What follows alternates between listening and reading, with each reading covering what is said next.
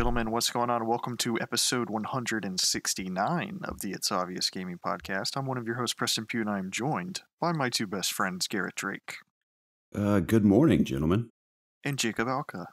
169. Yeah, dude. I was going to say, I know that joke is just so beaten into the ground, and it's definitely dead. What do you mean? I just came up with it. Yeah.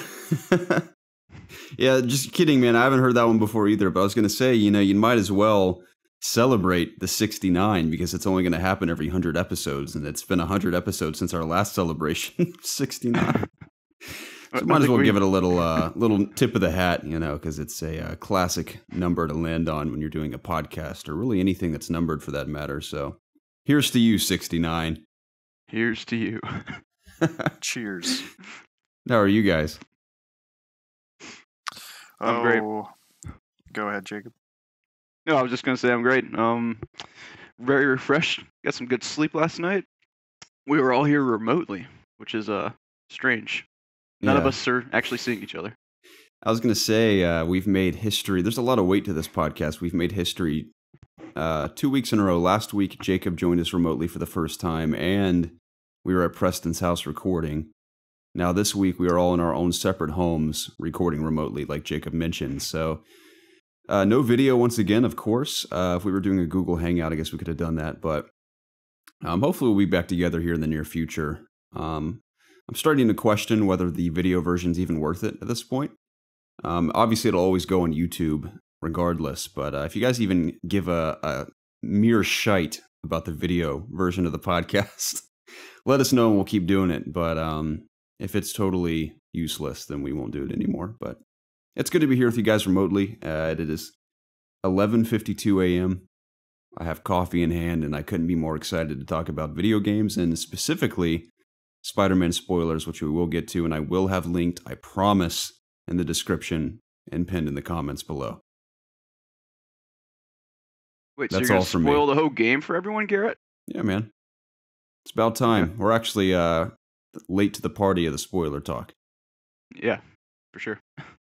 Yeah. Are we saving that for the end? So if they don't, Yeah, we won't dabble in that. So because Jacob only has an hour with us, or a little less than an hour at this point, so we'll talk about everything else we have to say, and then you and I will jump neck deep into that. We'll swing into the spoilers. How's that sound? Sounds good. Cool, man. Yeah, sorry, man. I'm so tired this morning. So I'm trying to wake up as I'm talking to you guys. But I saw Chris Addison this morning.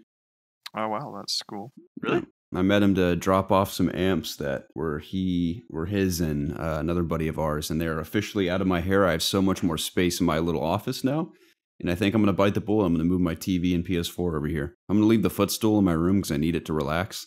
But, yeah. PS4 is coming over. It's going to make the trip across the house. Nice, man. Yeah. Good idea. Now you have a gaming room. I do. Yeah, I'm excited about it. Well, that's really cool, Garrett. How's y'all's week been so far? Just waiting to hear from Jacob. Oh, I'll go. Sure. It's been a good week. Been working my ass off this week. Been covering, or not covering, but I've been working harder. Well, actually, I did cover. What am I saying? Another guy, an employee of mine, went out of town, so I've been doing his deliveries basically, and he has a lot more work than I do, and so I've been working just a little more, so it's taking a little more of my time. Haven't been able to stream as much this week, which was a little disappointing because I enjoy doing that. So I'm gonna get back to that, back to the 4 days this coming week, so I'm excited to do that. But in other news, been playing Spider-Man, been playing Destiny 2, been playing a little more WoW, and been playing Harry Potter Hogwarts Mystery. Jacob. Still playing that stupid game. You're a real piece of shit, Jacob. I'm the problem. I'm not spending money on the game, but I'm just sitting here and I'm playing this stupid game. I'm tapping on the screen to do activities. You're killing me, man. And I get it, but you're killing me. Yeah, I'm killing myself. Like I don't know why I'm still playing. Like I want to see where the story goes, but do I really? I don't know. I don't know. Well, I guess I just kind of like having something on my phone to occupy my time. Does that make sense? I Yeah. think you're just a sucker for Harry Potter who needs a fix. I am. I'm a big fanboy. Yeah. Let's be honest. I'm more confident than ever that we're going to get that Harry Potter game we've always dreamed of after Spider-Man. I think many publishers are going to look at that as a prime example of what's possible with the IP they have laying at their disposal, and they're not going to blow it. Yeah, I don't know. I think I'd Harry like to Potter is think one that. of many IP that's going to see a revival in the video game space to the utmost degree. I hope you're right, Garrett. Yeah. Me too, man. We already got it. Hogwarts Mystery. Yeah, Jacob's playing it, keeping it Dungeon, alive, whatever man. We it's called. appreciate it. What are you guys talking about? We got it. But I've also been, I'm almost caught up on My Hero Season 3. And it's really freaking good. I highly recommend you guys continue watching it. Yeah, it's just one of the best shows honestly, one of the best animes I've ever seen. Not that I've seen a whole lot of them, but really keeping my attention right now. And I'm watching it every time I sit down to eat something. Well, It's cool. Yeah. yeah, I have several shows I need to catch up on. Yeah, I plan to catch up on Attack on Titan after that because I'm like 2 seasons behind on that now. I keep forgetting season 3's out at the moment. Yeah, Yeah. same here. Every time I see the name Attack on Titan online or anything, I scroll super fast. So I just do not want to be spoiled. Mm-hmm. Yeah. It's the worst feeling. Yeah. I had Spider-Man yeah, that's spoiled pretty for me much. before I finished it. Did you? Yeah, I did. Ah, But it wasn't like a massive spoiler. The spoiler was something I assumed was going to happen anyways. So it was just like, Yeah. oh, I guess that's going to happen just like I thought. yeah. So- I think I'm like just starting to get into the juicy bits of Spider-Man, so Uh-huh. I'm excited to play now. A little more than I was prior. Yeah, for sure, man. I'll be dabbling in that this evening. But that's about it for me, guys. That was my week. Well, that's exciting. Garrett, how about you? My week was solid. I started school, and I was very sad about it all week. Yeah. I don't enjoy any of my classes. Thankfully, one of my teachers he's one of those teachers that you have every few years in school that just blows your mind at how good of a teacher they are. Not only in relaying the information they need to teach to you, but their method of teaching it and their down-to-earth nature and personality that makes learning it interesting. And it is fascinating to see a teacher fill a position that was previously occupied by a different teacher who was truly awful at teaching. Very intelligent individual, but he's just an awful teacher. It's an amazing what a difference a single individual can make in the same position. And he made everything we had tried to learn previously for the last 2 years not only far more informative immediately, but just way more entertaining and awesome. So that's the one good thing about starting school back. But the other 2 classes, man, are just awful. Not learning a thing. All quarter, I can tell, but school's back, so my schedule is officially back in full swing. It's practically death-inducing. Just remarkably busy at all times. I will probably have very, very minimal time to stream this fall while I'm in school, unfortunately. I will stream here and there in the mornings when I can, but I just have so much on my plate between homework, schoolwork, and stuff I'm doing for COG. So podcast will live on, of course, and whenever I have time, I'm going to squeeze in some Let's Play stuff. I may use mine and Preston's victory. I almost called it a victory royale. Our victory in Black Ops last night, Blackout, which was actually a genuine win. It wasn't like a fluke or anything. Me and Preston won fair and square, and Blackout was very exciting. How else would we win? Like the other yeah, team but just that's the blow thing. I up or feel like something? I've seen people win just by like goofs happening and stuff, and Blackout for not Blackout, but just Battle Royale in general, where you're like hiding somewhere and the last 2 people kill themselves or kill each other, and you get the win. So I've seen stuff like that happen. We genuinely had a hard fought battle and we succeeded, which was pretty cool. That was a highlight of the week for sure. Played some more Spider-Man, loved it. Still loving that game. I'm so excited for the DLC and New Game Plus in general. So that'll be cool. Trying to think of anything else I did outside of that. I started Tomb Raider. We'll talk about that in a bit, I guess. And yeah, that was my week. Pretty busy, but it was good. That's great, man. Yeah, I finished up Spider-Man. I platinumed it about on Wednesday, and of course it was my my dream come true. I couldn't have asked for well, I have probably just one critique that we talked about last night that I'll get into, but besides even that, it's just like whatever, just the overall package of the game was just insane. I loved it so much. So like, yeah, we'll talk about that later. But then I got on to Rise of the Tomb Raider, as well as Blackout. I'll talk about Rise of the Tomb Raider a little bit before we get more into Blackout. But You mean Shadow? or yeah, Shadow of the Tomb Raider. Gosh, what just I don't like that's one of my complaints. I don't like these titles they're using. Yeah, I kind of like that. I like when people do that with titles, but I get where it can get It's confusing and stuff. Yeah.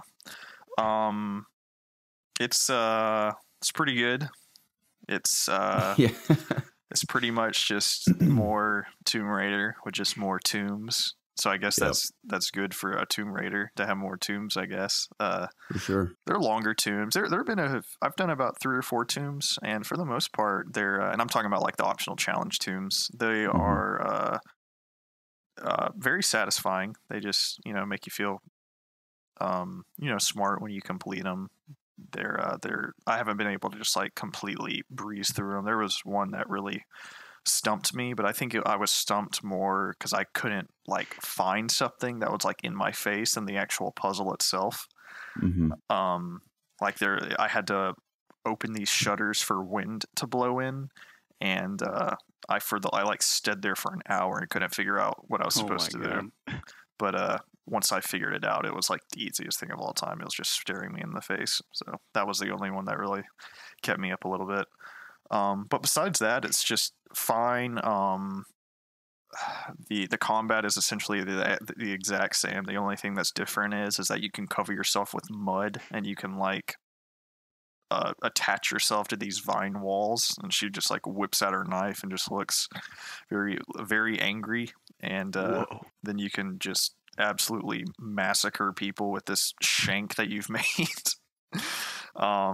Oh yeah, there's a new you can like shoot them with an arrow and then pull them back, kind of like Connor in Assassin's Creed 3 with that rope dart thing. It's essentially that.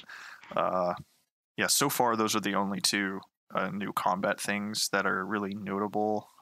Maybe later on I'll get something else, but even in kind of like the Metroidvania sense where you see something, you're like, oh, I can come back to that. The only thing I've seen is oh, I need a shotgun to blow this door open, or oh, I need like a reinforced knife. Like so far I haven't seen anything that looks cool or different. Like, oh wow, I wonder how I'm gonna get over that. You know what I mean? It just seems pretty straightforward. What else? The story so far is whatever. Laura starts the apocalypse, and you're no big deal. No big deal. You like take this dagger, and then you have to go find something else. The bad guy takes the dagger from you at the very beginning, and he's trying to find like another piece to change the world for Trinity. Very, just what you would expect from a Tomb Raider. So far, I do not like the main villain at all. He's super boring. I think his voice acting sucks. He's not intimidating in the slightest, like the dude in Rise of the Tomb. Not the guy in Rise of the Tomb Raider was intimidating, but at least like he was a villain. Like he kidnapped your stepmom. In quotation marks. And you actually felt like you had to, there was like urgency to like do stuff, which I know that's what's hilarious is like the apocalypse is happening and I don't feel any urgency in the story.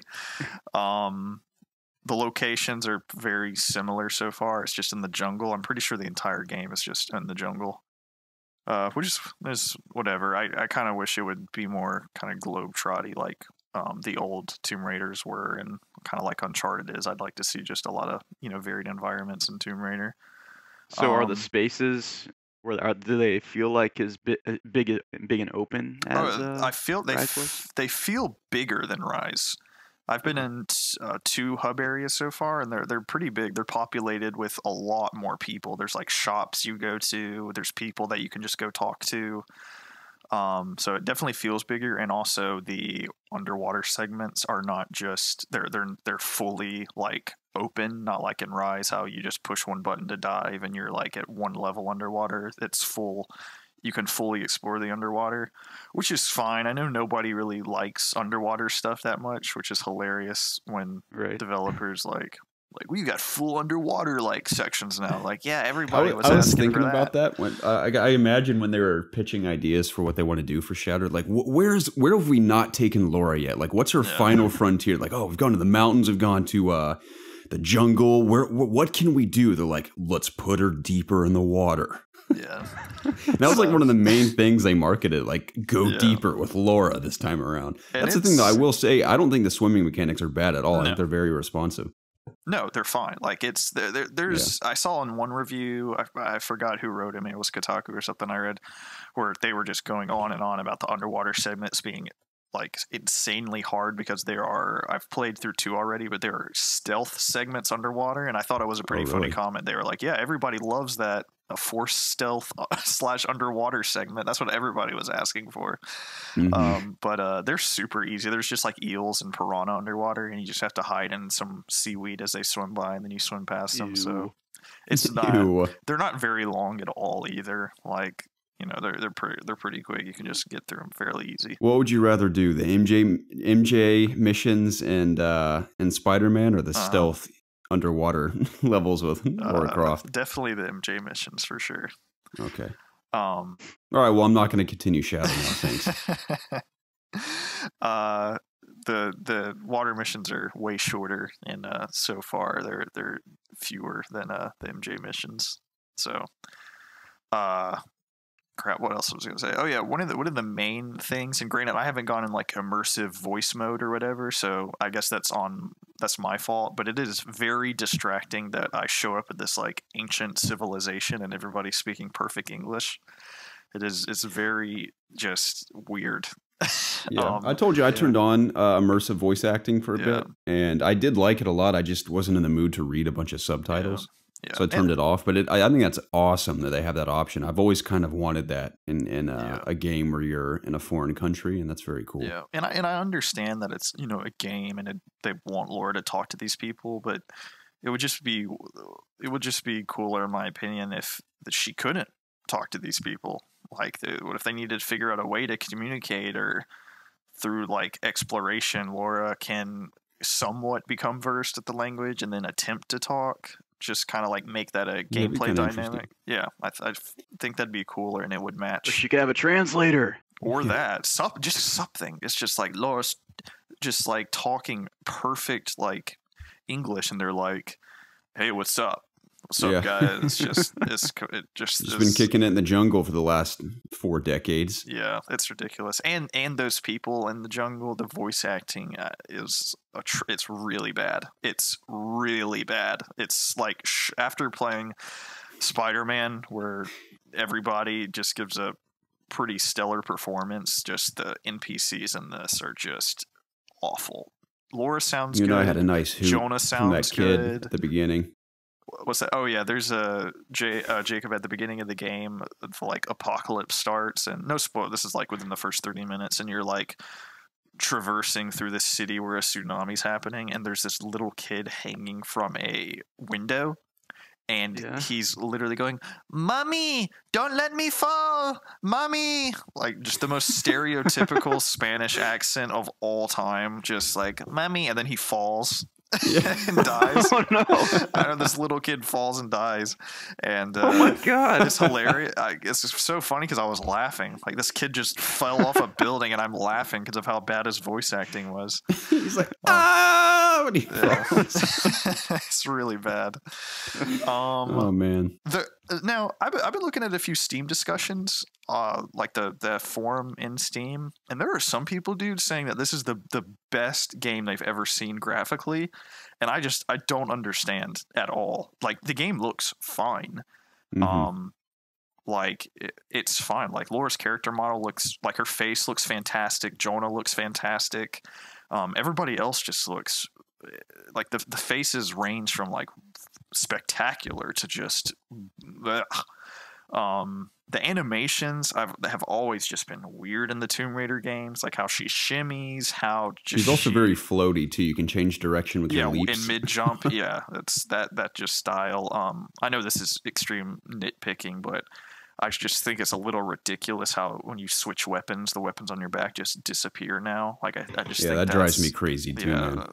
I mean, it doesn't like affect the gameplay or anything, obviously, because the gameplay is fine. Like the shooting and stuff is fine, but it is just weird seeing a game nowadays where like your weapons are just disappearing and stuff, and in a game that's supposed to be like super immersive like this.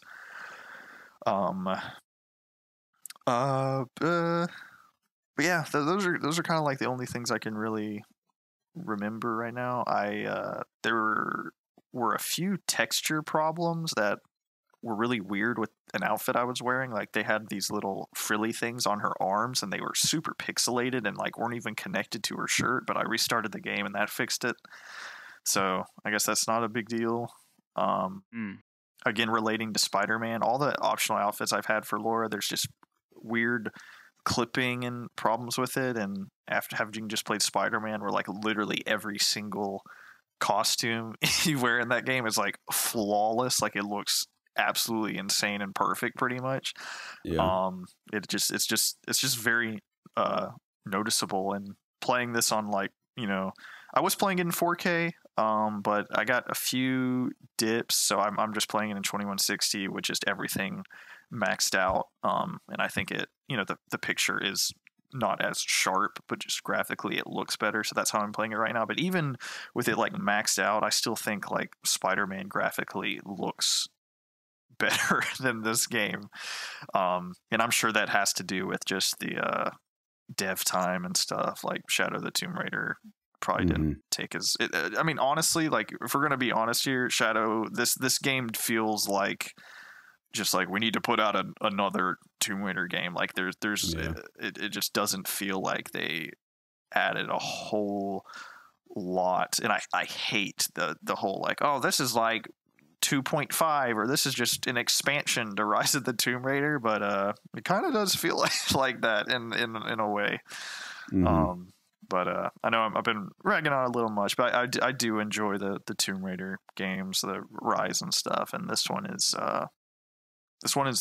good. This one is good. If you liked Rise and just the two rebooted games, then I would suggest at some point you pick it up. I don't think it's not good enough to like, dude, you gotta play this game right now. Yeah. But if later on you're interested, or if it's on sale or something, then I would recommend it then.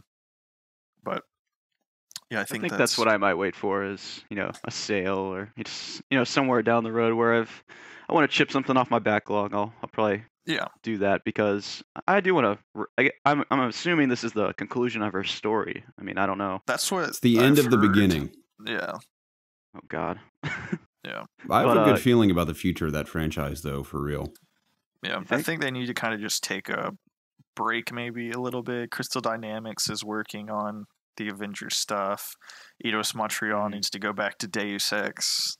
Yeah, hopefully. Hopefully.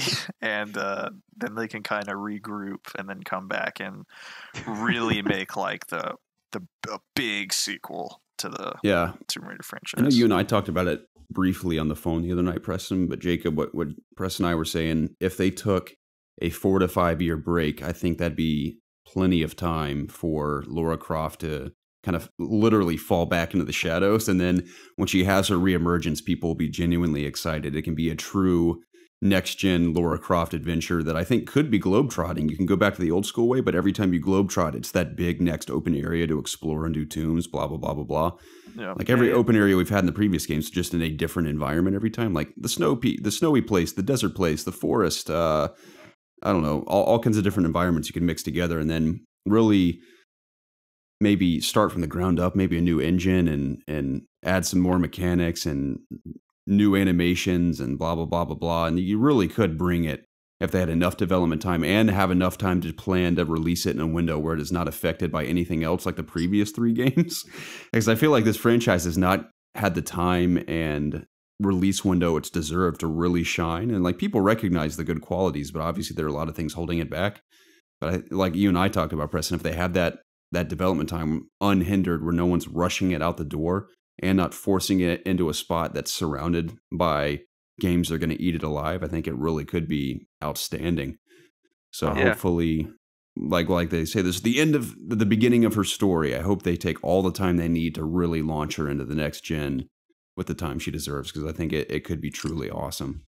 I agree. Yeah. I think part of the reason why I liked the original remaster of the first version, or the first game that Crystal did, was because of like, it came out when there was nothing else to play on the Xbox, right? Yeah. So like, I really enjoyed it back then.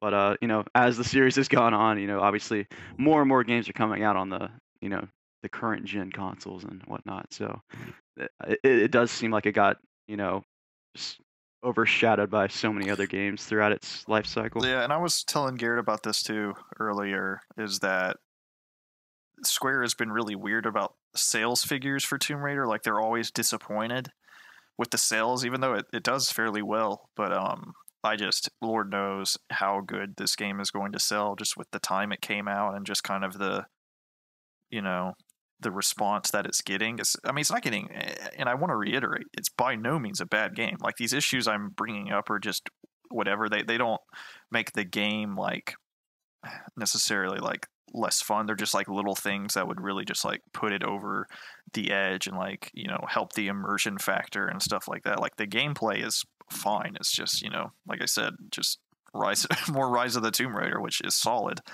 But I mean, the problem, like, nowadays, is that games need to be really good yeah, to get, no, you for know, sure. to garner the attention that they need to make their money back. Yeah. And you know, that's really hard to do. There's so many incredible games coming out that if you're just a really good game, you kind of just, you know, like, fall flat, I guess. Right. Yeah, and I'll just be interested to see Square's response to the sales for Shadow. Just like I said, with the time it coming out, nobody's really, like, you know, dancing in the streets about Shadow. So, like, if it doesn't sell well, they'll be like, oh, well, I guess nobody cares about Tomb Raider. Like, I hope that's not the case. It's just like, man, you guys have put this game out at just horrible times, you know, back with Rise and Shadow, and y'all kind of, you know, like Garrett said, kind of just need to take a break and really, like, make the next game like a big, like, evolution of the series. So I'd like to see a little older too, not like an old lady, but like more mature in her years. And I had a diehard Tomb Raider fan on COG's team I went to with Pax, who really knows her character very well. And she says she misses a Lara Croft who was actually genuinely excited to be a Tomb Raider and enjoyed what she was doing, whereas the past 3 games she seems sort of like, not necessarily that she doesn't enjoy it, but she's always a little, obviously a darker take on the character, and she's always in these harrowing situations. And of course, you always have bad guys to fight, but she wants to see the personality of Lara where she's loving what she's doing at all times, almost like Nathan Drake-esque, but the Lara Croft version of that. And I think it'd be kind of cool if she's advanced in her years and she's been all over the place, and then her next adventure she's more positive and has like a good time in spite of having to deal with Trinity or whoever it might be. Yeah, I mean, the entire focus of the games is, like, or at least Rise and Shadow, is Trinity. I have to go stop Trinity. Yeah. Like, I'm going to the tombs to stop Trinity and stuff. So, you know, there is, doesn't feel like she's like doing it for the love of it. Sort of like in the first game out, all that is thrust upon her. Maybe in her next adventure, she's tomb raiding purely for enjoyment, and she just happens to run into a problem and she decides to solve it while she's at it. And it doesn't have to be like a world-changing event. It could just be a cool adventure in the life of Lara Croft. Like, I love smaller contained stories like that. And it could be just her helping out like a local society somewhere that she stumbled upon. I don't know. Yeah. But if it wants to be globetrotting, I guess it kind of has to be related to like a grander adventure. Yeah, there's got to be like goons to fight and a villain. I understand. So, I mean, I don't really care about, or I don't know about the way that she is now is honestly fine with me, not being a massive, you know, Lara Croft fan. So, and it's so easy to hype people up too if they take the time they need to develop it, like we said. But the reveal demo could be her in her classic outfit, maybe like a slightly reimagined classic outfit with dual wielding pistols, like brand new shooting mechanics that are just totally awesome. That could get people so hyped if they did that. I agree. Well, yeah. So that's Shadow. You guys want to talk about Blackout real quick before Jacob has to head off? Yeah, let's do it. So we, I know me and Garrett were able to play both in the PS4. We played the PS4 beta and the PC beta. Actually, we talked about the PS4 beta last week, so I guess I'm going to disregard that. Yeah, we played it all three of us played in the PC beta last night. I guess we have a lot of things we're gonna say. I guess we probably said about the PS4 as well, but I don't think Jacob really gave his insight on the PS4 beta. So, Jacob, what are you thinking about the PC beta? So initial thoughts: the gunplay feels like Call of Duty, which is a major plus. That's always been, well, it hasn't been like my biggest gripe with PUBG, but it was never really there in terms of the gameplay for me, and it just didn't like it doesn't feel like Call of Duty basically. And like I've always been a huge fan of how Call of Duty feels, and to have a giant sandbox to now be able to do that and drop in with where it stands right now at 88 other people and try and get that chicken dinner or whatever the hell it's called. It's really satisfying to me. It's called a victory. Yes, a victory. It's really fun. Treyarch, good job. But yeah, the game is a blast. I have yet to get a win. Unlike you guys, I got disconnected from that match, unfortunately, which happened several times that night. But it's a beta; it happens. But the game is so much fun. The vehicles control fine. I know they've been pushing the vehicles a lot in terms of marketing the game, and I don't know how like important they're really going to be. Like the only time I ever get in one is when I need to get away from the fucking zone, and I need to escape. Because I always find it more strategic to actually not be on vehicles because you're not making all that noise. I think the guns, they shoot fine. Haven't really come across a gun that's a problem or is overpowered or anything. I think the armor is still a little too, especially the level 3, I think it's still a little too much. I don't know, just sometimes it feels like when you shoot guys, they just don't die. Like you just put so many bullets into someone and I don't know, it just seems ridiculous sometimes. I know it's still early and they're still making tweaks, but it just feels very odd to me in that regard. But other than that, I think it's already a very fun experience. I'm kind of interested to see how they're going to like, because they're going to put microtransactions in this in some way. And I'm wondering like what they're going to do exactly.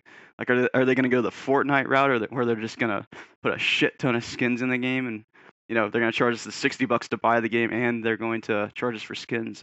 I don't really know. That's just me kind of thinking ahead. Mm-hmm. But I did really enjoy the beta. It's a lot of fun. What about you guys?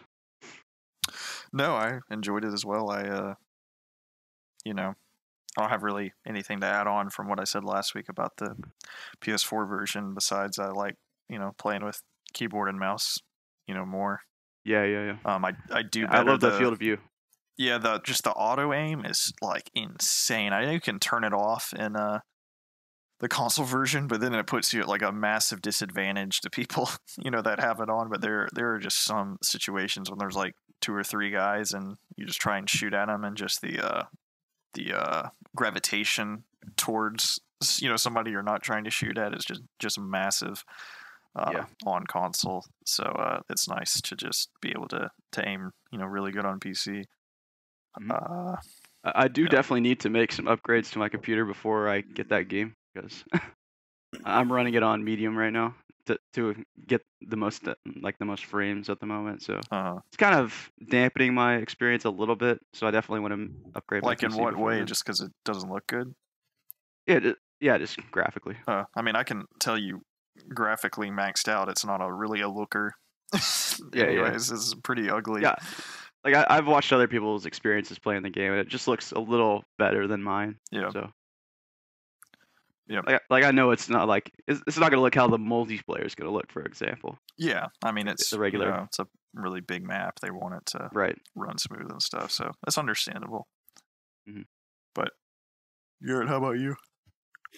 I aside from everything else we've talked about, I think the armor system has grown on me a lot. What I love about it is that, I mentioned already one of the reasons I'm attracted to Black Ops 4 is that the firefights, even in general multiplayer, last longer than before. So you actually feel like a little more. It feels a little more rewarding to win firefights in this game, especially in Blackout, where they've added really brutal armor with the multiple tiers, and it makes you think twice about engaging in a fight, which I think is very exciting and actually adds weight to your decisions in the game. So I like for example, last night when you had died, I snuck up on some guys, and I basically knew I was going to die. But of course, it is possible to win 2-on-1 fights or 3-on-1 fights if you're smart about it. But I like the fact that you can actually feel horrified for your life in spite of however much gear you might have if you're outnumbered. So fights are genuinely exciting in Blackout specifically. And that's what I loved about our final fight last night and our victory we got, is that Preston and I were on a hill in the second to last circle, I believe. And it was 2-on-2, and we knew there were two guys out there. And we were pretty sure they were to the north because we could hear shots, and they had dealt with the last squad before, or the last duo before us. So I remembered, I was like, oh man, I have a recon car. I'll just drive it over there and see if I can find them. And lo and behold, I drive it over there and I find them on a hill right where we expected them to be, and they shoot the recon car. I'm like, all right, I know where they are. So we make our way over to the final circle as the force field's collapsing, and we engage in this awesome fight that lasts for at least a few minutes. And I managed to kill one of their guys behind a tree up on a hill. We both had snipers, thankfully, really powerful snipers.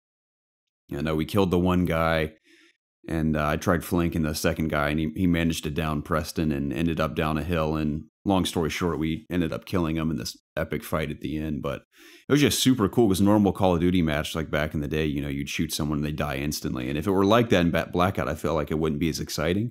But the reason that everyone lasts that long and fights makes it really cool. And that win felt very satisfying because of that. So I really like it. At first, I thought the armor was a little much, and I still think it might just be a tiny bit much. I think if I dialed it back just slightly, like we talked about, I think it'd be the sweet spot. But I really do have a lot of fun with it, man. I mean, I always really enjoyed PUBG. I never really got into Fortnite. I get the appeal, but it never grabbed me like PUBG did. I think I just prefer the more grounded, realistic approach, even though in a lot of ways those games are unrealistic. But you know what I mean? The more militarized version of Battle Royale, I think, is pretty cool. And to play a near perfect experience like PUBG, mechanically speaking, is just very cool and very exciting. And like Preston said, it feels very familiar. So it's fun in that sense. And playing with you guys is a lot of fun. And I look forward to the full release because I'm genuinely stoked for Black Ops 4, and Blackout is killing it. Well, yeah, that's pretty much all I have to say. But everything you guys said, I echo entirely. So, well, that's really cool. Totally, man. Jacob, how much time do you have? I could give you another probably 10 minutes. All right, cool. You want to bring us up to speed on the Nintendo Direct? I have a couple of bullet points like I mentioned, but I figured I'd just let you guys go from what you know real quick. Well, I'm pulling up the list of what they announced because I'm having trouble remembering some of them. All right, cool.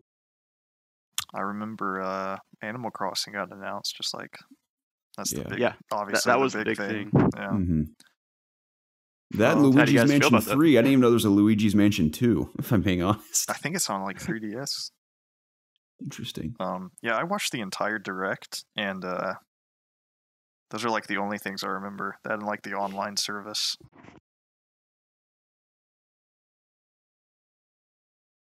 You got it pulled up, Jacob? Working on it. Try to link and didn't get what I wanted. Yeah. In the meantime, riveting stuff. Yeah, I was going to say Rocksteady is hiring for next gen, according to an article from GameSpot.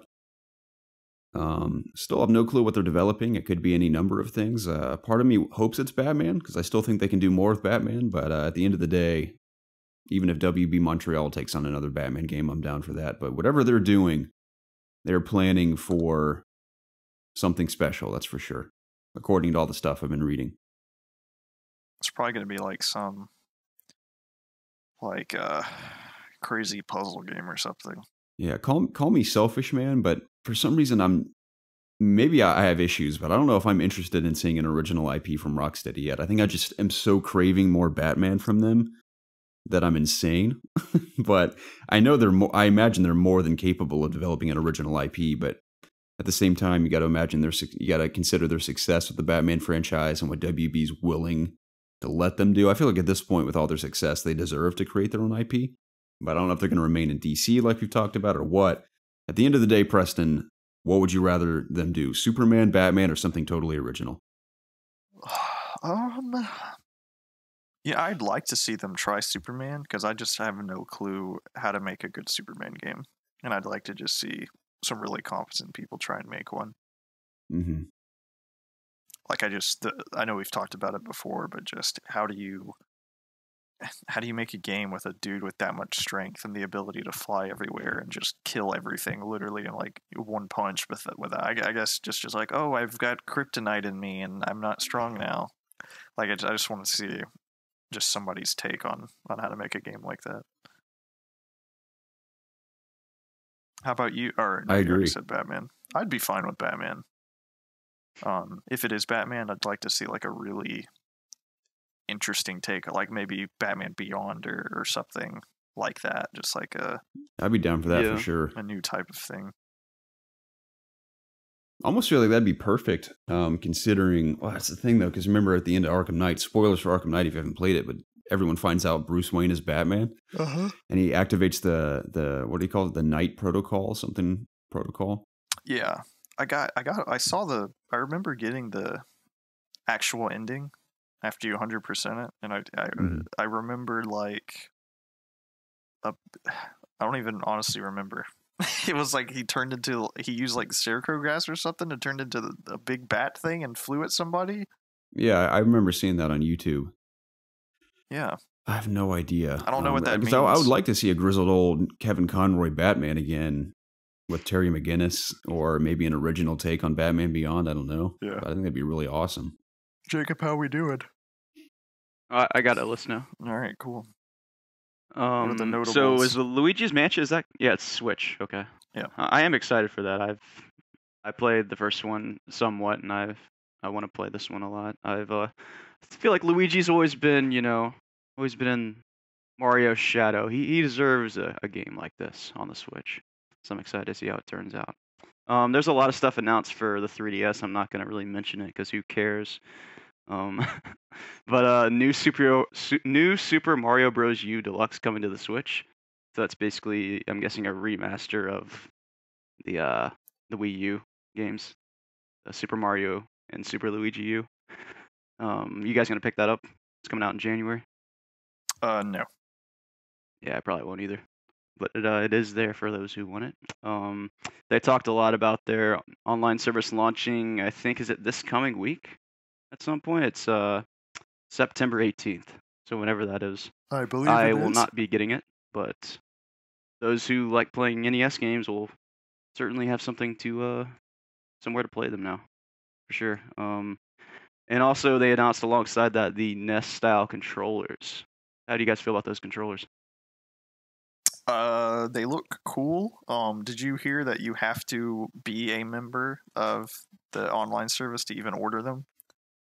Oh, really? Yeah, you can't just go buy them. You have to have an account, like a Nintendo Online account, I believe. That's so weird. To purchase those from Nintendo. Yeah, that is so strange. And it's only one. You can only buy one set per account.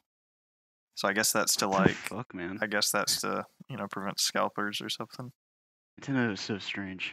Yeah. But, I think they look cool. They look a little like dinky, but they're cool. For $60, that seems better to me. Yeah, I mean, top how much are notch. Joy-Cons? Are they 50? 80. Wait, they're 80? Yeah, for a full set of Joy-Cons, $80. What? Okay. Game Freak is also making a new RPG for the Switch called Town, working title. Mm-hmm. Did you guys see any gameplay for this? I did. Looks fine. Just stick to Pokemon, guys. Come on. Yeah, for real. Yeah. City Skylines is coming to the Switch when the day that the Direct went live. Civ 6 is coming to the Switch. And I'm just looking through they had a bunch of Final Fantasy news. They're pouring a lot of remasters to the Switch, which is kind of cool for Final Fantasy fans. Isabelle from Animal Crossing is coming to Smash Bros. Ultimate, which is cool, I guess. And then to wrap it all up, it was Animal Crossing announcement for 2019. Yep. I think that was about it. I feel like I'm missing something, but I don't. I think I'm lying to myself because I'm excited for Animal Crossing, but I don't know if I actually am. Yeah, I don't know if I'm ever going to get into Animal Crossing again as much as I adore the original. Yeah, I tried to in New Leaf, and I kind of just in that game, you kind of just run out of stuff to do. I mean, I don't think it's a game you're supposed to play for like 30 hours on end. It's just like you kind of play it daily, kind of do your chores and put it up. And I just don't know, if I'm really like Garrett said, if I'm really up for a game like that nowadays. Yeah. Like I was when I was a kid. But we'll see. Maybe they'll implement like a quest system in combat in this next one. It'll keep me that's engaged. What it needs desperately. Yeah. That may be a web swinging system to traverse the open world. Exactly. That's what we need. But yeah, pretty solid direct, I would say. Yeah. I enjoy these. I think they talked a little bit about Pokemon too, but nothing major there. Yeah, I think just the Eevee, Pikachu. Yeah. They did announce a new console, I guess. New bundle. People call them the poop and pee Joy-Cons. Yeah. I guess. Poop and pee. The Smash Bros. Ultimate Switch looks dope. Like that thing looks insanely cool. I think the Joy-Cons look stupid. There's just lines on them. Well, I mean, yeah, but I like the. I'm talking about the dock itself. That thing looks awesome. The original 8-cast, it looks awesome. I agree. I'm not gonna get it, but I admire it. No. Well, that's really you guys cool. gonna be picking up Smash this fall or this winter? No, dude. No? No, I'm just of course. Why wouldn't we? I don't know. I don't know if you guys are into Smash. We never talk about it. Yeah, I'm into, especially on Switch, for sure. Yeah, I can't wait to kick y'all's ass, man. Yeah, good one, pal. Yeah, dude. Assassin's Creed 3's remaster is coming bundled with one of the editions of Odyssey. That's cool. It's kind of cool, I guess. That's really cool. I think also the Liberty Age, the Vita game that was remastered. Mm-hmm. I thought I saw that was in the Season's Pass or bundled with one of the games as well. Huh. You gotta wonder why they went with Assassin's Creed 3 out of all the ones they could have remastered. I mean, I like 3 a lot, but I wonder why they went with that one. Because we already got the whole Ezio trilogy. That's true. So I imagine the original's pretty dated. Yeah, probably didn't age too well. Yeah. So yeah, 3 is probably a good middleman, and I feel like 4 would be useless because it didn't come out that long ago, and especially because in Odyssey there's a lot of ship battle stuff going on. Yep. In addition to how dare you use useless and AC4 in the same sentence? Yeah. A useless remaster. Useless in the sense as I can already buy that on modern consoles. Yeah, True. Assassin's Creed 3. I remember. I like sorry to Assassin's interrupt. Creed 3. I remember like the hype of Assassin's Creed 3. Like maybe it was just like our group of friends or something, but I just remember everyone being so pumped for that game, and then I was very excited too. It just didn't perform like people thought it would. I think it did. I think it just critically there were a lot of people that didn't like it as much. But I was satisfied with it. I liked it a lot. Yeah. Yeah. I remember one of my like nitpicks, just like with Tomb Raider, that stood out a ton to me when I first played it is the first time you fight as Connor. You're like at Achilles, I think that's his name. You're at his house and you're still like a teenager and you get ambushed and you're doing like hidden blade finishers, but you haven't even got the hidden blade yet. Yeah. You're just like stabbing people with like an air blade. And an air blade. Yeah, and even back when I played it back then, that bugged me a little bit. But I did really like as easy as it was, it visually was very cool looking in that game. It was, and the animations were very, very pretty. Like Connor's just run and traversal. I thought those animations were great. Story missions very underwhelming. Like remember that massive like open field mission with like all the cannons and stuff. Yeah, so lame, dude. Man, they could have had so and like wasn't that like a big war? Yeah, it was, but it's just like you ran from rock to rock, and then you and then you climb like a flagpole and assassinate their general or whatever. General Lee. Yeah, but I think that was the main thing with the game. That was very like the combat and the traversal and the open world was really, really good. It was just the actual main missions you did were very underwhelming. Yeah. For the most part, they were cool. Like I think there was one where like a city was burning or like a ship was burning, and you kind of parkoured through it. That was pretty cool. But for the most part, very underwhelming. Mm-hmm. I enjoyed the Native American bits of it. I enjoyed like that whole you know what I mean, like just the aesthetic of being in the forest, and it was just a new take on Assassin's Creed, and I enjoyed it. I agree. Well, I'm very excited for Odyssey though. That comes out October 5th, I think, very soon. Yep. So this might be a good time for me to step out, I guess. Okay. Yeah, get out of here, man. So Garrett, what do I need to do? I need to save my audio file. Yeah, you just you'll stop it and then you'll save it to your desktop and then upload it, or you got to export it too. I'll help you deal with that after we wrap up. I'll call or text you about it. Okay. Yeah, I'll just save it for now. Alrighty, sir. All right. Bye, Jake. You guys, see you later. Bye-bye. See you, dude. All right, now that loser's gone. Dude, I hate Jacob so much, man. It's not even funny. What an idiot. Yeah, he's so stupid. Whew, just had to get through that. Now we're good. Yep. Freedom at last. Gosh. Yes, sir. Any more stories before we hop into Spider-Man? I can still hear you guys, bro. What? Wait, what, dude? We were just figuring out some notes. Oh, okay. Jacob, did you stop recording? No, I'm still. Okay. All right, I'm actually leaving now. All right, see you. All right, bye. All right, Garrett. Anything else before we get into Spider-Man?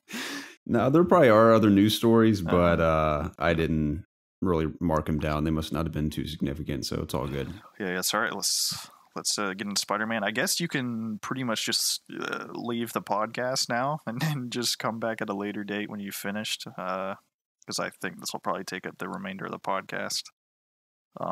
Just was complete spoiler discussion. So, Garrett, I guess I'll let you take it from here. Like, how do you even want to start? I guess since we're spoiler discussion, I guess mainly we'll just talk about the story details and kind of what we thought about the interesting or different takes that they made with these characters, and just the ending, the villain motivations, all that stuff. Yeah, let's start with the true spoilers at the end of the game regarding certain characters, because I know you mentioned in all the spoiler cast you've listened to, myself included to an extent, you were disappointed with the actual spoiler talk per se, because when Brian's on these podcasts, as entertaining, as enjoyable as they are and insightful they are in terms of the development process of the entire game, they seem to spend minimal time on the spoilers themselves. Mm-hmm. So let's really get deep into those, and then we'll talk about the other stuff after that. How's that sound? Sounds good. Okay, first major spoiler, you want to start with, I guess people consider this a spoiler. We hadn't discussed it, obviously, the fact that you can play as Miles Morales and his father does end up dying toward the beginning of the game. I think it's towards the end of the first act, his dad dies. Yeah, and that suicide bombing. Yeah. I really liked, I can't remember his dad's name because I'm not an expert on Miles Morales as a character. Something Davis or? Yeah, Officer Davis. Because I know, from what I know of the character, his father and his mother and his father, I believe, still play a significant role in his life when he's Spider-Man. So that's a deviation for sure from the original source material. But I was kind of disappointed in his death. It didn't annoy me or anything, but I was bummed because I really liked him as a character. Yeah. And that mission working with him was really cool. And that was a pretty intense moment too, that terrorist attack essentially with Mr. Negative. Yeah, very, This is probably the darkest part of the game. Thing to see in a Spider-Man game is a suicide bombing. So, but I definitely didn't expect to play as Miles at that part. I still stand by the fact, after beating the game, loving everything about it, doing everything you can possibly do, I still don't see the absolute necessity to play as those characters. And again, I totally get what they're going for, and I get what Brian says when he says, it was a nice change of pace. You're Spider-Man going 100% the whole time. It's fast-paced and intense. It's a nice change of pace. I get that completely, but I think the game's so well developed and the Spider-Man mechanics are so good that I'm fine with playing that 24/7. And taking a break was actually kind of a bummer for me. And the silver lining to me being bored in those gameplay sequences was I could totally understand Mary Jane and Miles more, what they were going through, who they were as individuals, what their motivations were. and it helped me. Literally placing you in their shoes helps you identify with them more and understand them more and appreciate them more in the story, and adds more weight to their character. So I understand why they're there, but I didn't enjoy them in spite of all that. So those sequences kind of bored me.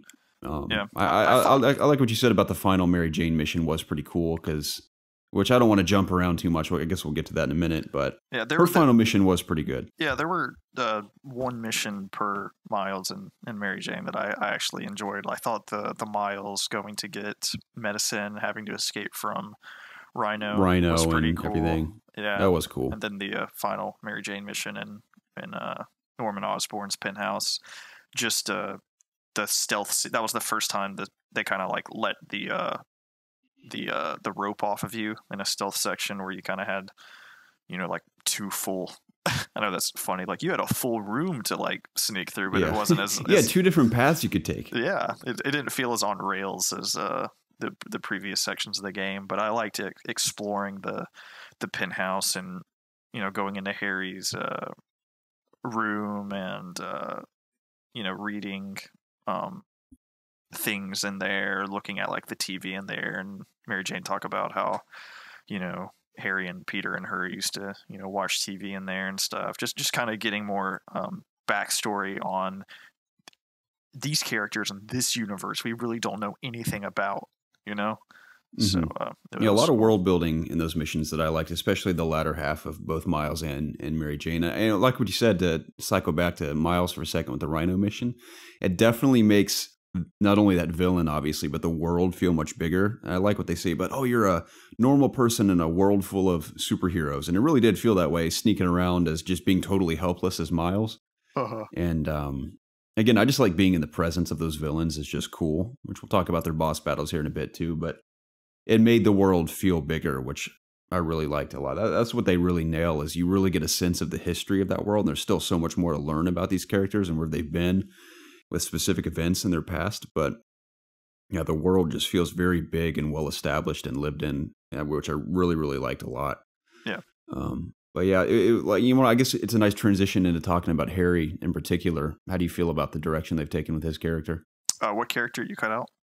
Harry Osborn. Harry Osborn? Oh, I think it's not. It's definitely different than what I thought it was going to be. Obviously, they mislead you. Well, Norman misleads everybody. I forget if it's Norman or Harry. I guess Harry told everybody too that he was, on a trip to Europe, but he's been in New York the entire time undergoing, experimental treatment for this disease that his mom and he has. I don't think that's correct grammar, but whatever. This disease that Norman's been trying his entire life to, gosh, I cannot talk right now, dude. You know what I'm saying? Harry has this disease. He's been trying to find a cure for it his entire life. And that entire cure is, like the main thing, the story, this devil's breath that is essentially like a bioweapon that was actually used to make, Mr. Negative. So he's definitely way more important, I guess, to the story than you think, throughout the game.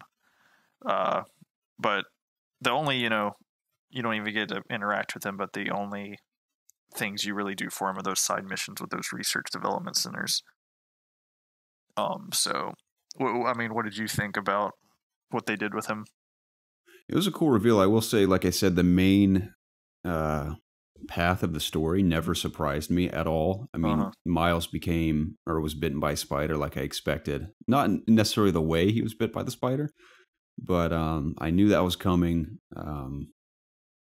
I think we predicted Doc Ock was going to be Harry's mentor, the guy he was working with before the game even came out. Yeah, if it wasn't Dr. Connors, it was clearly Otto. And that's the thing, is I'm not like, I called that because I'm smart. It's just like I thought it was pretty obvious when he's like, he's a scientist, and like the Sinister Six is in the game. Like, he's probably working for Octavius. So yeah, and when I say we predicted most of it, and all of it was, or none of it was unpredictable.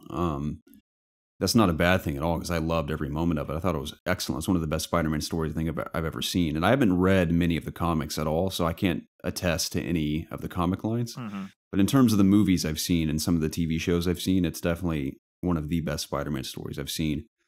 And just the portrayal of Doc Ock and all that. But I'm trying not to bounce around too much. We'll focus on Harry for now.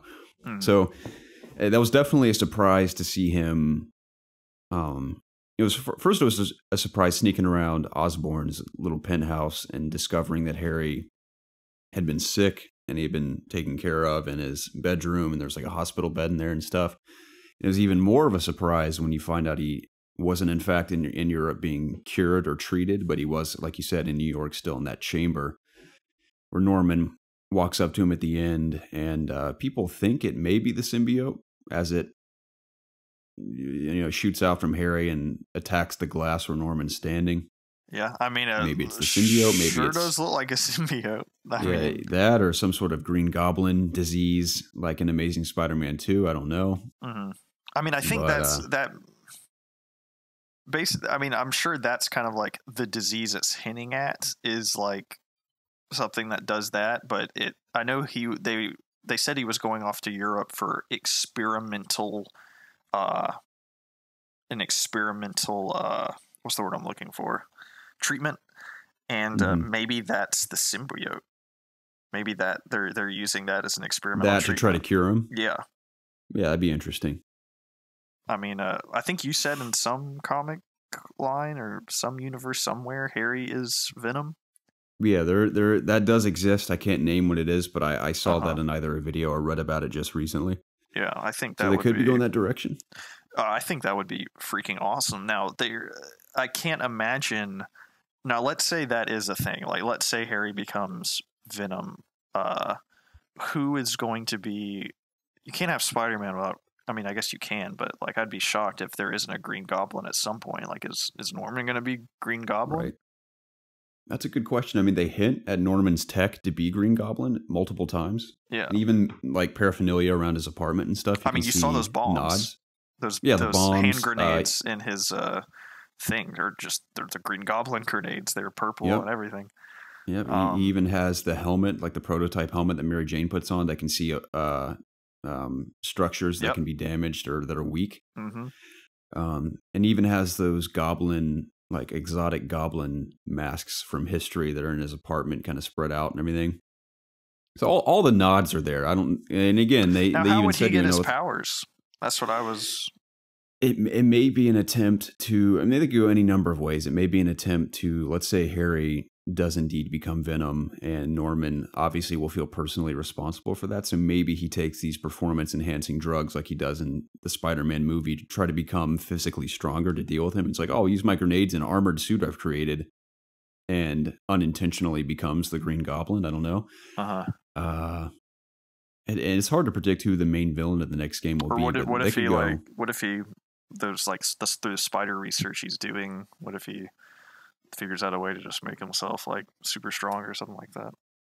Yeah, it could be something like that for sure. Mm-hmm. I like too how, and like we discussed even before we heard Brian himself say it, and he's like, people have been asking where the black suit is. He's like, there's a reason it's not in there. And you and I had mentioned, like, I bet they're saving it for a big moment in the probably a future game. I would doubt they would throw that in DLC. No.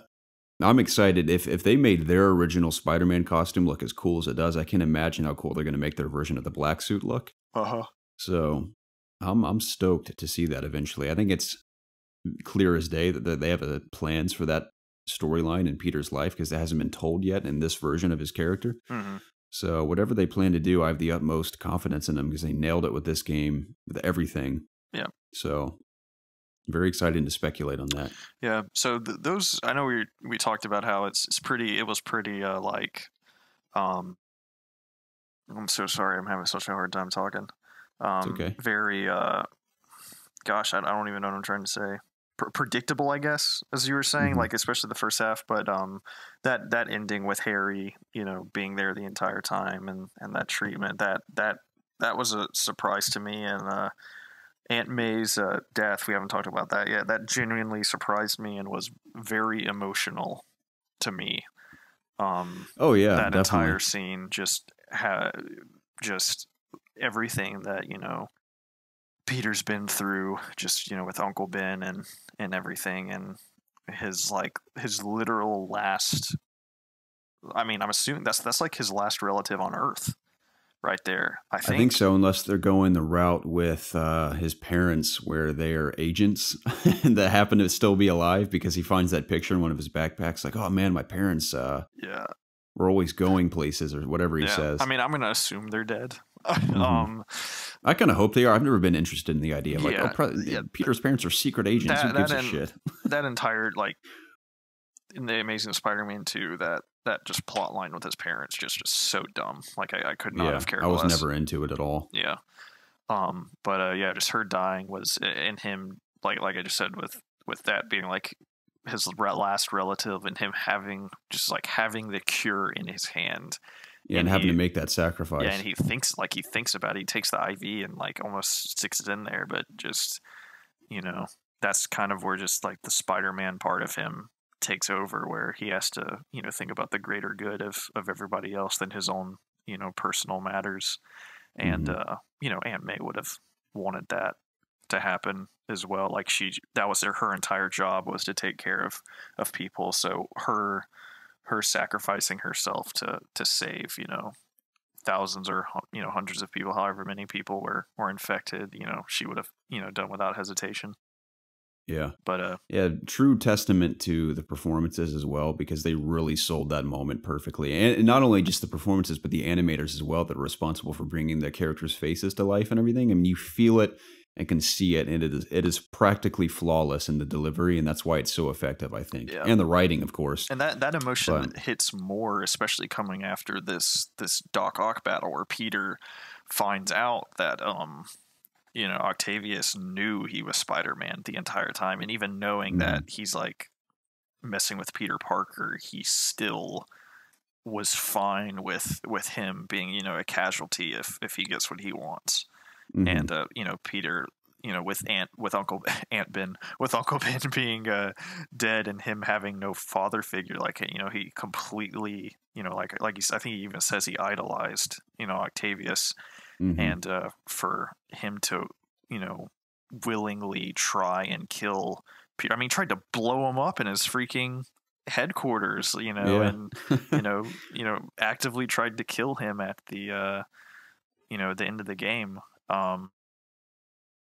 Just having a like I said, a father figure to him, just again trying to kill him, just that whole just that dynamic. It was very right Darth there Vader, Luke those. Skywalker in a way at the end. I really liked it, and that entire sequence when you're on the side of the building was just so freaking cool. Yeah, it is truly awesome. Yeah, visually. Gameplay wise, I'll get to that in a little second. It was pretty laid back gameplay wise. Yeah, but visually and in terms of story and visually, it was really cool. Oh yeah, just the anti-Ox suit on top of Oscorp Tower with it raining and stuff, just absolutely gorgeous game. Holy crap, that game is so good looking.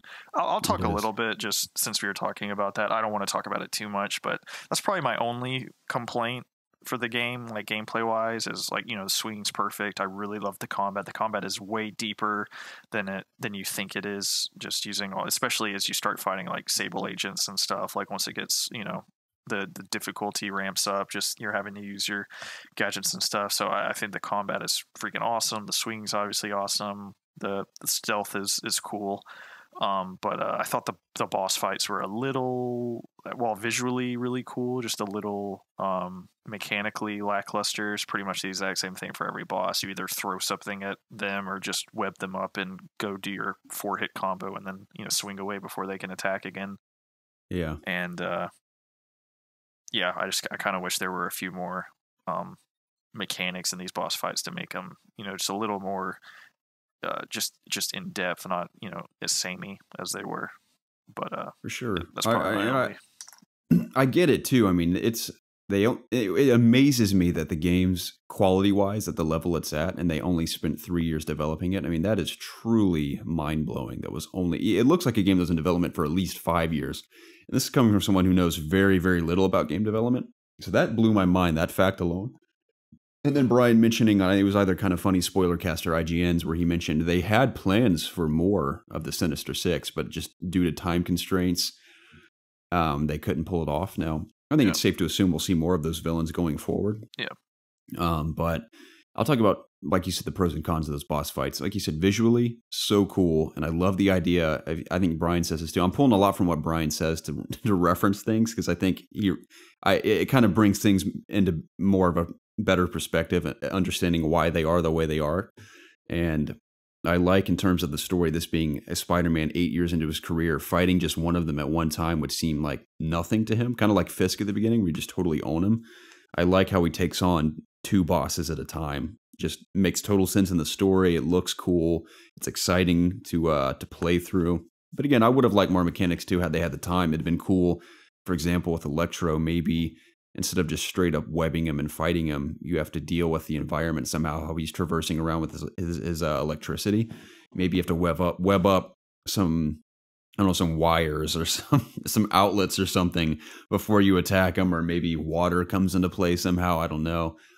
But maybe that'd be like a Sandman fight. I mean, we'll talk about cool possibilities for other villains that weren't even in the game or hinted at in the game too. But yeah, something to bring those fights mechanically, like you mentioned, to life more. But I wasn't bored by them at all. I really did genuinely enjoy them. I just liked, like I said, being in the presence of those villains and taking in the world around me. And this new version of Spider-Man we're seeing in him quipping back and forth with these guys. So I liked a lot about them, but I totally get where you're coming from with how every boss fight felt a little samey, but I still enjoyed them nonetheless. No, yeah. And probably the big 2 that stick out to me was Vulture and Electro, because there wasn't really a build up to fighting them. You kind of just swing over there and you fight them, and the fight's over. And that's the last you see of them. Or at least Scorpion, he had an entire mission where he poisons you, and you have to, swing through the city, or on drugs pretty much, and fight like hallucinations of him and stuff. And then the Rhino kind of had a build up, playing as Miles escaping him. So there was like, you know what I mean? There was a little build up to that actual boss fight that I liked. But like I said, I think Vulture and Electro kind of got the shaft, because it was just over so quick. It was. In regard to the Scorpion Rhino fight, I think that was one of the top 3 moments that felt like classic Spider-Man to me. Just hearing not only Scorpion and Rhino argue with each other during the whole fight, but Spider-Man joking around with them, and just that little cargo area just felt like a classic Spider-Man area in the city to me. Yeah, fighting them. I just had a lot of fun with that boss fight, just in terms of story and visuals again. But again, pretty easy fight, but I thought it was just really, really fun nonetheless. Yeah. No, for sure. How'd you feel about the Shocker fight? Did we talk about that? Oh, the Shocker fight? I completely forgot about that. I mean, it was... Yeah, he seems kind of... I won't say pointless. I think they kind of needed just a boss to throw there at the beginning. Just be like, oh, it's a boss fight, and it's Shocker. He's classic first villain you typically deal with. You gotta have Shocker in your Spider-Man game. And I guess Martin Lee had hired him to rob the bank, essentially. That was the story, right? Yes, I believe so. Okay. Yeah, I thought that was cool. I still enjoyed that fight. Was it Martin Lee? Or was it Doc Ock? Or was it Doc Ock? Yeah, it may have been. I can't remember. Yeah, maybe on New Game Plus we'll catch like things in the story more. Yeah. As we go through it again. So before we move on from the Sinister Six, I think it has to be Martin Lee, because he said something about like killing him or something, and why would you be threatened by? Yeah, and I think at that point in the story, Doc Ock hadn't even considered doing anything. Okay. Yeah, I wasn't exactly Sinister, sure. I should say. Because I went back to his to get the final trophy I needed was to do all those puzzles in his lab, and he had in like whiteboard and stuff like plans to do all this stuff, and Peter made a remark saying like, holy crap, like he's been planning on this for like a long time. So I don't know how long it was, but I think they just made a point that he had this rage, obviously against Osborn, ever since that, the incident happened with Martin Lee, I guess. So I don't know who knows how long, into the story he was planning to do all this stuff.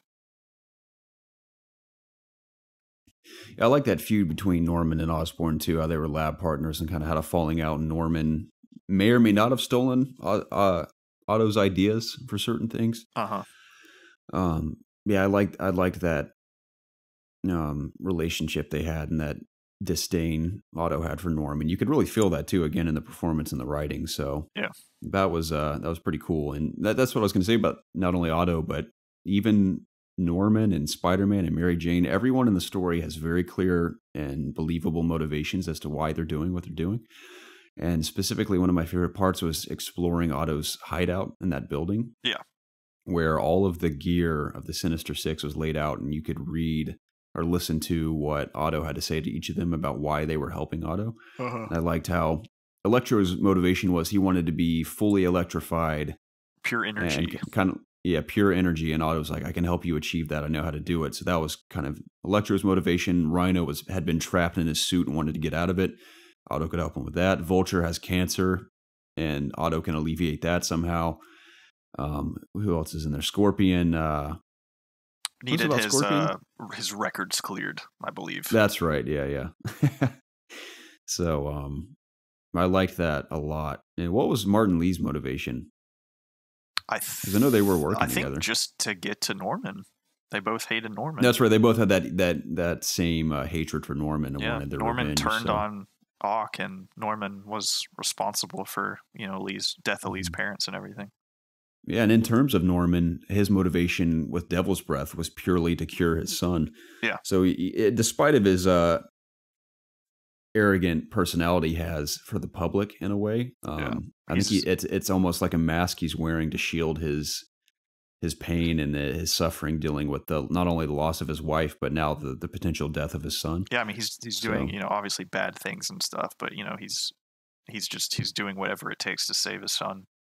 Right, which I think is very cool. I really like that nobody is just being malevolent for the sake of just like, like I'm a villain. Yeah. Nah, nah. Mm-hmm. Totally. Everybody, has,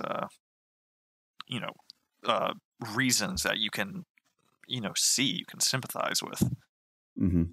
Obviously, like, freaking killing people in a suicide bomb is not the way to do it, but he has a reason. But the only thing about that, I think I talked to you about it last night. I wish they would have gone more in depth with Martin Lee, like the whole demon connection thing, his whole power situation.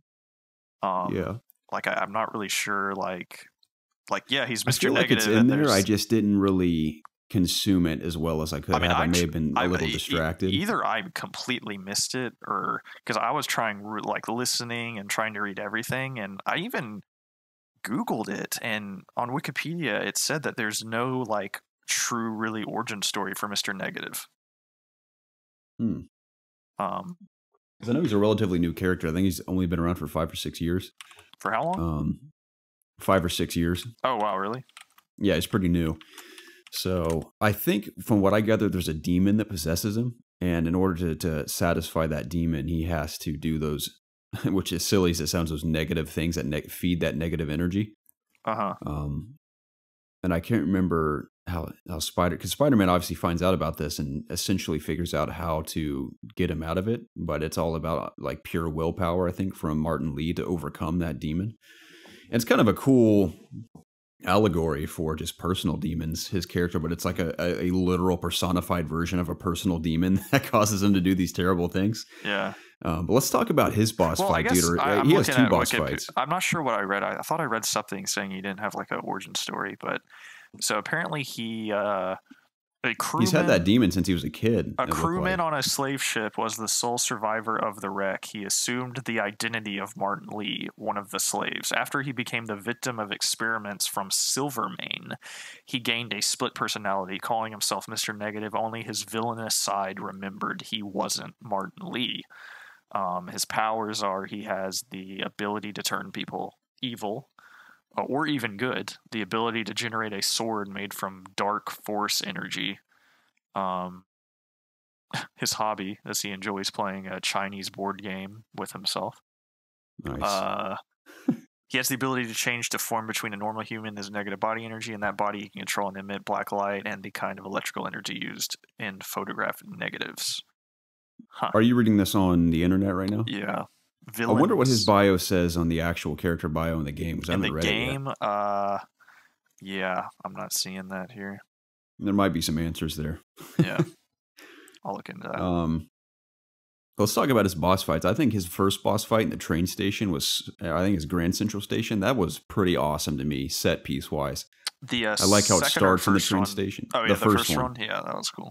I think I like the first one more than the second one, honestly. I like the, because that kind of had some mechanics too. You have to dodge those incoming wave attacks inside the train and push them back. And just cutscene wise too, the transitions in between the environments was super cool. And I like how you end up in that truck chase at the end and fight him on the side of the truck. And then I think he possesses you. And where do you fight him when he possesses you again? Mr. Negative. I can't remember. Where you're at when he possesses you. When you're on the side of the truck and he possesses you for a second. Yeah, I mean, I don't know where you are. You're just following him after. Crap, I kind of forgot what leads up to that point. Because I know it's the Mary Jane mission where you're playing as her and Spider-Man's creeping around taking guys out for you. Inside the train station? Yeah. That's not when he possesses you for the first time.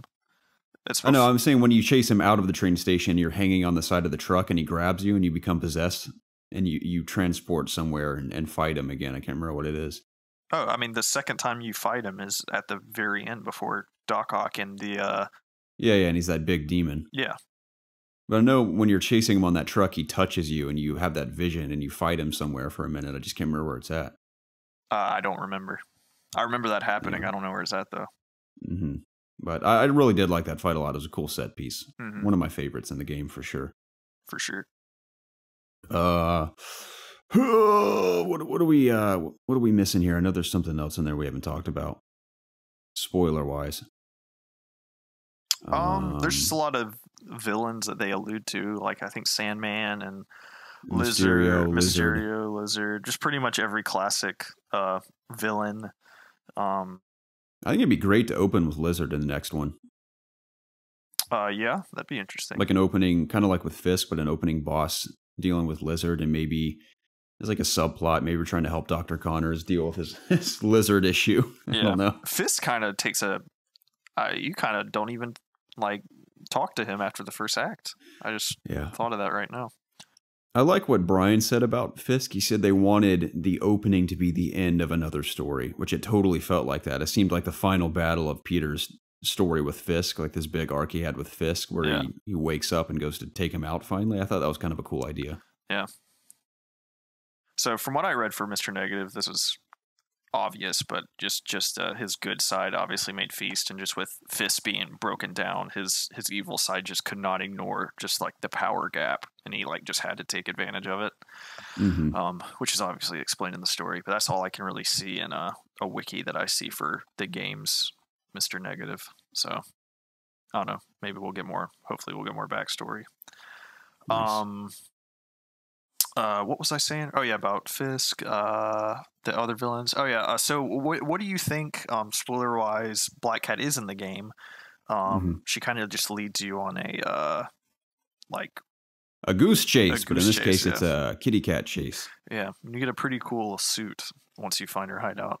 That is pretty cool. Very kind of her to supply that. Yeah, it was. I know we're obviously seeing her in the bank heist or whatever it's called DLC, but based on the remaining 2 DLCs after completing the game, what are you thinking that they could, possibly be? Because I can tell you the name of them. They are called. No, the first one's called The Heist, isn't it? Yeah, The Heist. I don't know why I said the bank heist or something. The Heist. Then there's one called Turf Wars in November, and then in December, Silver Lining. So I think Silver Lining obviously probably has to do something with Silver Sable. Maybe. I don't know if it's that literal or if it's a silver lining to another plot line. Like something bad that happened. I don't know. Mm-hmm. I mean, Silver Lining, it's a comic book game, that would make sense. I don't know if it's that literal or not. I would like to see more stuff with Silver Sable because we haven't talked about that at all, about her character. Yeah, they kind of just, I mean, nothing really happens with her. She just turns like over. It's like do you convince her? It's kind of just like after everything that's going on, you guys team up before you go fight Mr. Lee. And yeah, I think she finally realizes that Spider-Man's on the right side, dealing with the situation. Yeah, so she's just like, I gotta, take a break from all of this. So I'd be up for a DLC kind of, going more in depth with her. I don't know what they could really do about it, but I was, I liked her as a character. I thought she was pretty cool. So I'd be fine with having some more content with her. I'm hoping they reserve additional villains like Mysterio, Sandman, Lizard, and everyone for future games, if not just the next game, because I'd hate to see them succumb to just DLC. It'd be cool to see them pop up, if anything, but I want them to be more fleshed out in a full game. But, I don't know what the middle one could be. Turf Wars? It sounds like gangsters to me. Maybe there's a gangster-like character. I doubt it would be Tombstone again, obviously, but maybe some other type of Hammerhead. That'd be kind of fun. That would be interesting. Yeah, I'd kind of be into that, I think. Yeah. It'd be a great time to introduce that costume I really want from Spider-Man on PS1 with that original, those old textures and everything. That'd be kind of cool. Yeah, that would be cool. I kind of like that in Tomb Raider as a side note, those old character models you can use as costumes. Yeah. That is cool. Not that I would ever actually use them for more than 5 minutes, but it's cool that it's in there. Yeah, for sure.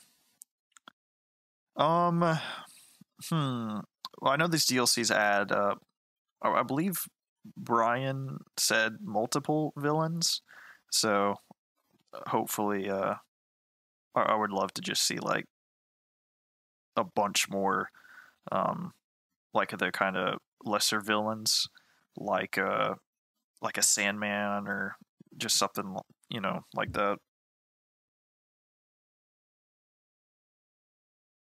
Still there? Yeah, can you hear me?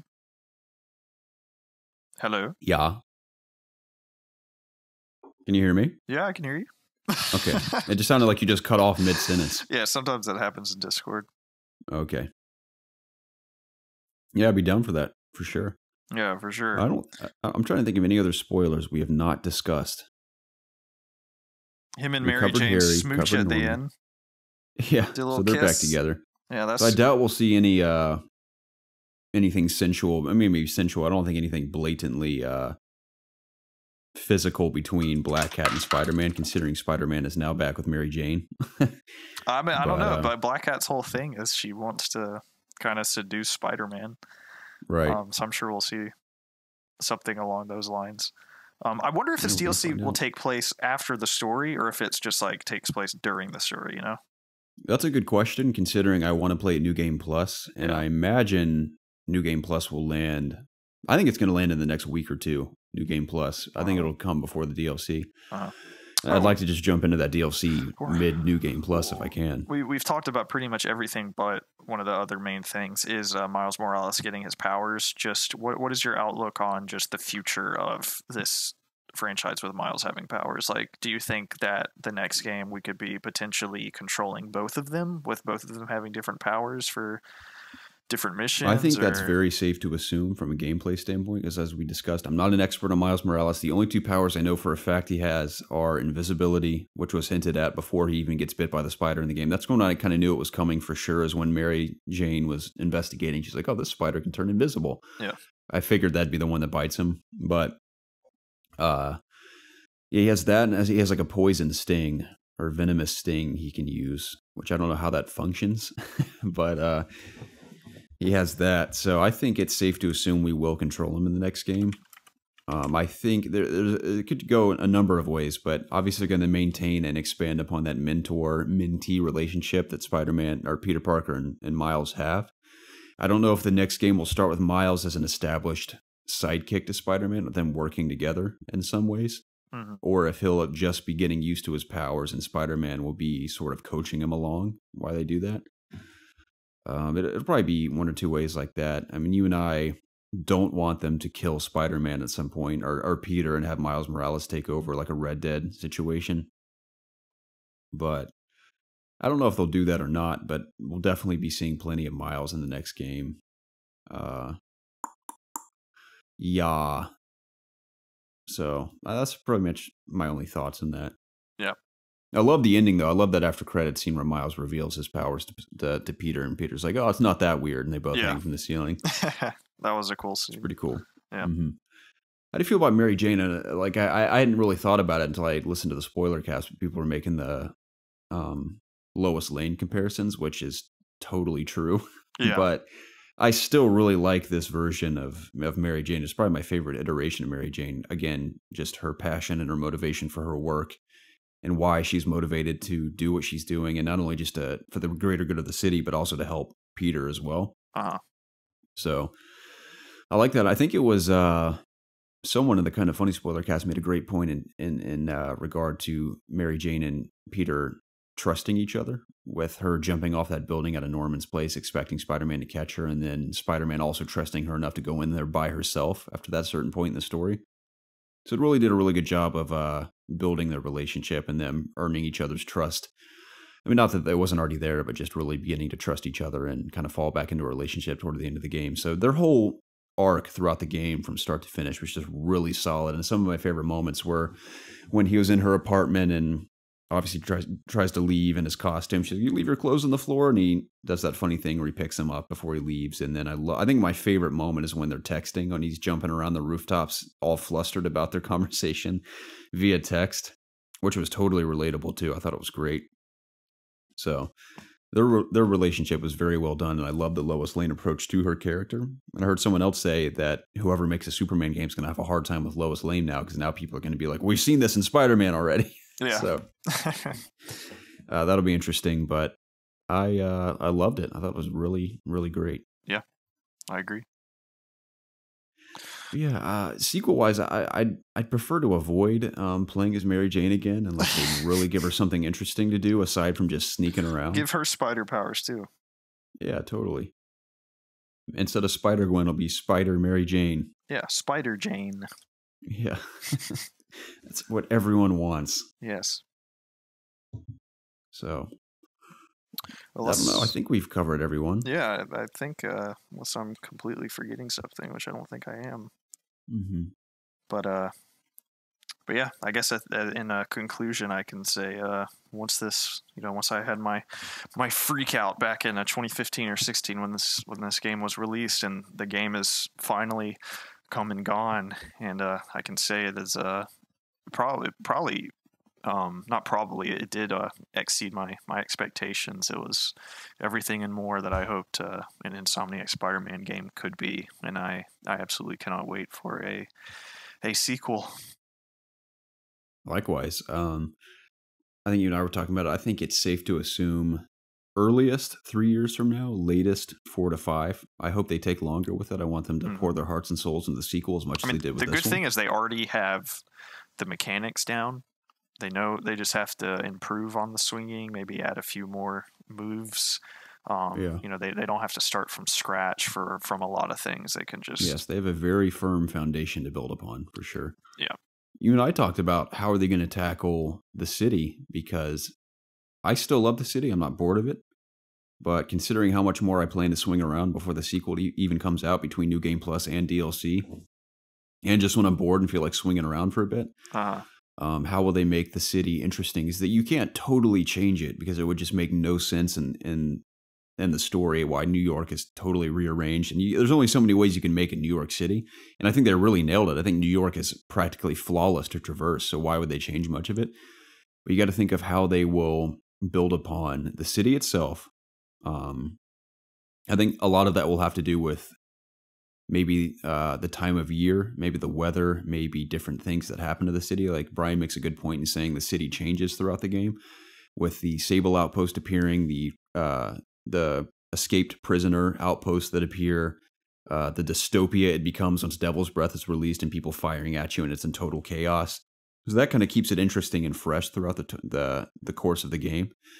I think that will play a role in the sequel. More things to do around the open world. I think it's safe to assume we might see burning buildings in the next one. Like, oh, go into the burning building and save people. And how will they make that interesting? That may not be what they do, but more things to do, more ways to save people around the city, more animations to swinging. I think one would be really cool is if you attach to something like, say, a thin beam or like a construction beam or like a pole sticking out, like a flag pole sticking off the side of a building, being able to swing from that and loop around it for maybe a boost. If you loop around it, it launches you even further as an animation. That'd be kind of cool. Stuff like that. But like we said, great starting point to build off of, and they can only go up from here, which is exciting. So, and even the things that they recognize they could have done more with, I think they will fully address in the sequel. And although I believe Spider-Man PS4 is a near perfect package, I think the next one will truly be the ultimate experience. And again, this is everything, like we said, it is a dream come true. It's everything we've ever wanted in a Spider-Man game. And the minor nitpicks that people have, I think, will be fully addressed in the sequel, and we can be nothing but excited for it. Mm-hmm. So yeah, it's amazing that we've both platinumed it, done everything you can do. Of course, again, New Game Plus, DLC, excited for it, but considering the 3-year hype build-up we had, and then experiencing all of it so quickly, and that's not a bad thing. I mean, I loved every moment I spent with it. I've played it for over 40 hours. It's amazing how things come and go like that so quickly. Yeah, for sure. So, yeah, I think we've about covered everything, haven't we? Yeah, I believe so. We have any community questions? We do. Let me see what we haven't read here. Let me take a gander real quick.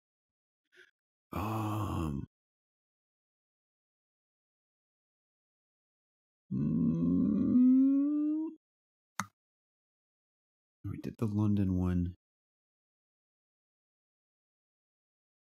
I think we have 2 new ones. Okay.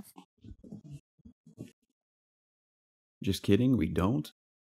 Oh, okay. Okay, we have 1 new one. All right. I think I have a couple from a couple weeks ago I can pull from. I mean, yeah, by the way, this is Ask IOG. Relatively soon anyway. So. Yeah, this community questions. Thank you guys so much for your continued support of this podcast. I know we've kind of been MIA for a little while on YouTube and Discord, and we're still doing the podcast, obviously, but even with streaming, we've been lacking a bit. And you guys have heard this a million times. We're just very busy with our individual things going on that we are committed to. But the podcast will live on to the end of our days, hopefully. But regardless of our lack of quote-unquote content, and our interaction on the interwebs, we appreciate the continued support of you not only listening, but commenting on the YouTube channel if you're willing, and also supplying us with community questions. And if you want your questions read on this show publicly, on air, you can reach us in one of 3 places. You can email us at ItsObviousGaming@gmail.com. You can tweet at us at obvious_gaming, or submit your questions in the Ask IOG section of our Discord channel. All that being said, if you want your questions read aloud, always include the hashtag AskIOG, and it will happen. Like Bear Commando did here in Discord. He writes in and says, "Hey guys, what's your opinion on curved computer monitors? Been thinking about getting a pair as my current monitors are about 6 to 8 years old. I only do 1080p gaming currently, so prices aren't a huge issue. Thanks, and God bless y'all." Well, God bless you as well, Bear Commando, and for your willingness to supply us with a community question. Preston, do you have any experience with curved monitors? Curved swords? Yeah, I've had experience with curved TVs and monitors, and I mean, they're cool. I think the monitors are cooler than the TVs because you're actually closer to it, so it's kind of like a obviously it doesn't like wrap around your head, but it kind of gives you the illusion of like giving you a wrap around your face, kind of. Whereas a TV, it's just kind of, personally, it's weird, especially if you have like a bunch of people over trying to watch it from like different angles and stuff. It's just a little odd. But for a monitor, I think they're cool. I don't think they're really like it's not like a different experience or anything. I think it's if you just think it's cool, then go for it.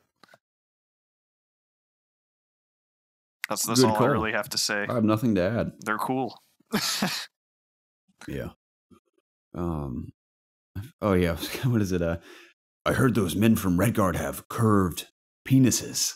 And Three Dog walks in. He's like, "What does he say? You're damn right," or something. I can't remember what he says. I It's haven't so watched funny. Gamer Poop in forever.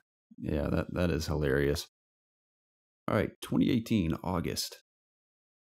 Let's see what we have here. I'll do one or two more if I can find them.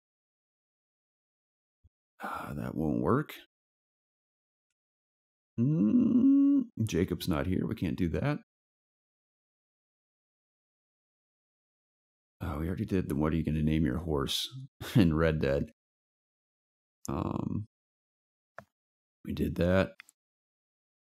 Did that. Did that.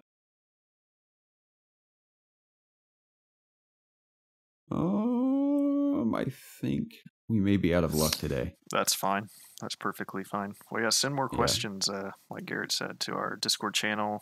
Email us. Check the description down below to figure out how to do that. I think that'll do it for this week, though, Garrett. Yeah, I think it will too. I was going to say, everyone, please leave your thoughts on any spoiler topics on Spider-Man PS4 in the comments below. Love to talk to you about it. And continue it on Discord, of course. Now we have a spoiler section for that. But in terms of YouTube in and of itself, if you're willing to throw some comments our way, we'd appreciate it. Yeah, dude, sounds good. Oh my gosh. Oh, sorry if this was a miscombobulated podcast. I'm so tired. Had a hard time getting my thoughts together. But nonetheless, I really enjoyed talking to you about Spider-Man and likewise, other things, my friend. So, hey! One last thing before we go that we have failed to mention twice for some reason. What? The music in the game is unbelievably fantastic. Oh, yeah. It is so freaking good, and I love the multiple themes throughout the game. The way they change throughout the game, the way they trigger when you're web swinging, and even in combat and everything. I think I wanted to say, like I mentioned when I made that original web swinging video for COG, I got slightly emotional because not only is that musical so beautiful, but it sounds like dreams coming true. To me, I was going to say this dream. I said, like we said, dreams do come true. And I think even beyond video games, things like this happening, as silly as it sounds, because it is a video game, I think it's okay to dream big because your dreams can come true. And I think the score of Spider-Man PS4 is what that sounds like. I think it perfectly personifies what dreams sound like when they come true. And that's why I was so emotional, because we've waited so long and dreamt of a Spider-Man game like this, and that music just sounds like that happening. So it's so beautiful. I love it so much. And yeah, that's all I have to say. I just wanted to mention that because we'd failed to mention it twice. It's excellent. For sure. I completely agree. Yeah. So, but I think that's it from us. Finally. All right, cool, man. Sounds good. Well, thanks for talking to me, Garrett, and thanks for the listeners for listening again. We really appreciate it. And again, please check the description down below for every way to get in contact with us. Please subscribe to the channel at youtube.com/ItsObviousGaming and subscribe to the podcast over on the Apple Podcast app. That we would appreciate that very much, and it helps us out tremendously. But I guess that will do it for today, and I look forward to talking to you and y'all again next week. Likewise, everyone have a wonderful, wonderful week. Bye-bye.